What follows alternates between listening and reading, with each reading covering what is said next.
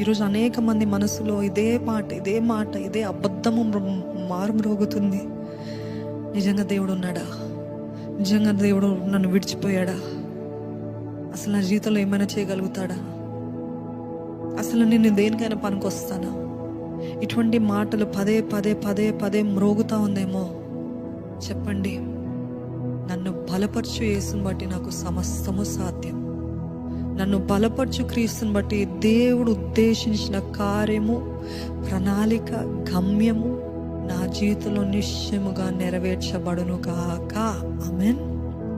పలకండి, మీరు ధైర్యంగా ప్రకటించండి. మీ నోట్లో ఉంది జీవం మరణం.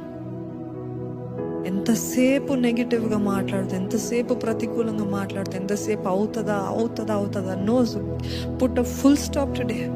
చెప్పండి, నా సిచ్యువేషన్ అవుతున్నట్టు కనపడట్లేదేమో, నా హెల్త్ రిపోర్ట్స్ అన్ని నెగిటివ్, అన్నీ ప్రతికూలంగా చూపిస్తుందేమో, నా జీవితంలో అంతా కూడా చెల్లా చెదురైపోయిందేమో, కానీ నా దేవుడు నా జీవితాన్ని తిరిగి కట్టగలిగిన సమర్థుడు. పోగొట్టుకున్న దానికి రెండింతలు ఇచ్చే దేవుడు.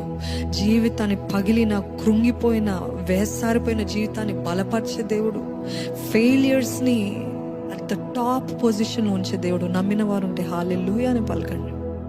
ఎవరైతే బాటంలో ఉంటారో వారిని దేవుడు అలాగా పైకి ఎత్తుతాడంట. ఎప్పుడు? ఆయన పాదాల దగ్గరకు వచ్చి, దేవా నీవు నన్ను బలపరచు, నీవు నన్ను ఘనపరచు, నీవు నన్ను హెచ్చించు. నా వల్ల అవ్వదు అన్న మాట వద్దండి, నన్ను బలపరచు. దావీదును చూసి రోషం తెచ్చుకుందాం. ఆయన స్థితి, ఆయన హైట్, ఆయన బలము చూడలేదు, కానీ ఆయన దేవుణ్ణి చూస్తాడు కాబట్టి గొప్ప వాటిని సాధించాడు.